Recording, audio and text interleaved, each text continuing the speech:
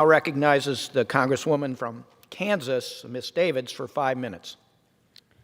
Thank you, Mr. Speaker.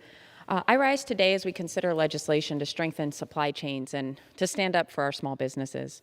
For years, we've been too reliant on goods made in other countries. The pandemic has exacerbated and exposed that reality. We've seen shortages from personal protective equipment to ventilators and semiconductor chips. And those supply chain weaknesses continue to contribute to rising prices and inflation. We should be making more in America. And we have many small businesses in Kansas and across the country that are willing and able to step up to the plate. So as we take up the America Competes Act this week, legislation drafted with both parties and aimed at creating jobs, addressing inflation, and strengthening American manufacturing, it is absolutely essential that we include small and medium manufacturers in our consideration.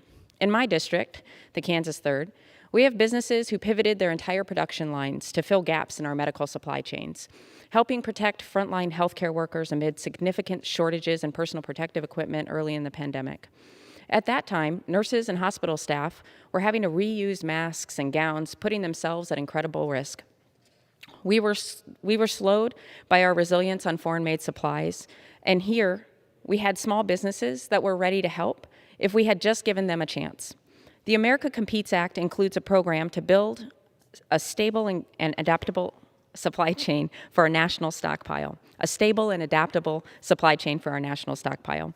one that's flexible enough to react in emergency situations without completely breaking down as it did before.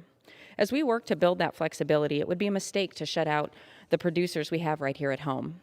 My amendment is going to ensure that when we're restocking and restructuring our strategic national stockpile, that we're working with a range of businesses. It would require that smaller manufacturers get a seat at the table, not just big corporations. Because I can tell you from experience that they stand ready to pitch in, ready to train and employ our workers. It's our job to ensure that they get the chance to do just that. The America Competes Act is a major opportunity to deal in our domestic industries and workers. It's an opportunity to address root causes of inflation and bring down our costs long term. One particularly important example being incentives for domestic semiconductor manufacturing.